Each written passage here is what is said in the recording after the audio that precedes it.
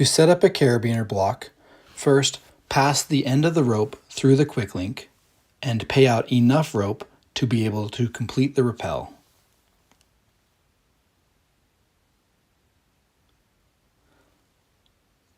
Once enough rope has been paid out, tie a clove hitch into the rope on the opposite side of the quick link.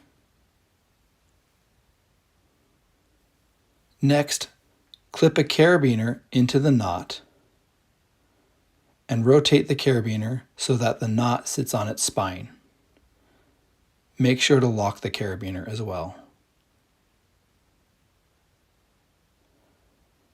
Next, dress the knot so that it sits securely on the carabiner.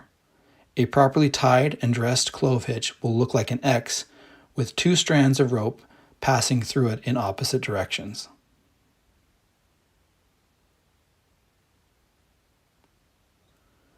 Set the carabiner block against the quick link, making sure it will not pass through it. You're ready to rappel. To retrieve the rope after rappelling, pull on the side of the rope with the carabiner block.